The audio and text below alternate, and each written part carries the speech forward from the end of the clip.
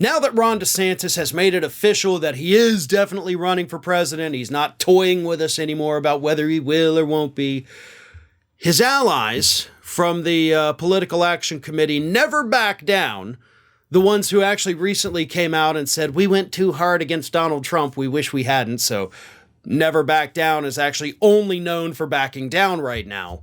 But anyway, they've announced that they're going to invest about $100 million in statewide efforts to not only promote Ron DeSantis, but also, of course, to knock Donald Trump down a few pegs. And the negative ads from DeSantis' camp against Donald Trump have already started. He's only been in the campaign for a couple days, and he's already hitting on Donald Trump for, as one of the ads says, handing the country over to Fauci during the COVID pandemic, versus Ron DeSantis, who didn't do a damn thing about it down here in Florida and killed off close to 100,000 people because he just didn't give a damn. You know, so there's that. I mean, hell of a contrast there. Trump really didn't do anything.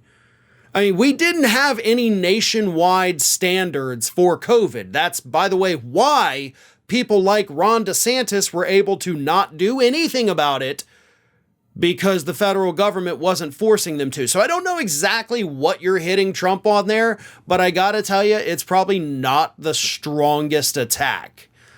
Then again, Donald Trump keeps making fun of Ron DeSantis for eating pudding with his fingers, so this is going to be a very, very, very, very stupid primary season. But the problem DeSantis has is, one, he waited until his poll numbers were back down to the level of basically all the other has-beens who are running for president. He didn't jump into the race when he had the wind at his back, when he had poll numbers that in some polls were beating Donald Trump. He said, nah, not going to do it.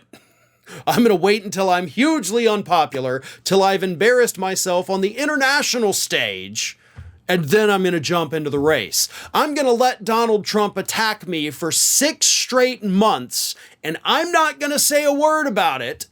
And of course, the damage for that is done. Trump is now leading DeSantis by over 30 points. Poll came out this week. Trump is actually leading DeSantis in Iowa, the first state for the Republicans, by 42 points. DeSantis was beating Trump in Iowa by like 3 or 4 points at the beginning of this year. And now Trump has a 42-point lead. Like, DeSantis screwed the pooch on this, not only on waiting so long to announce that he's actually running, but in not hitting back against Donald Trump. I mean, even as he's got his friends and allies attacking Trump, DeSantis is still out there saying, I'd consider pardoning Donald Trump for January 6th. So you're still trying to kiss his butt because that's what you do. Like, you're a butt kisser. And Trump is out there threatening to destroy everything you've ever loved in life. So, like I said, it's going to be very stupid. DeSantis is not a very good fighter at all.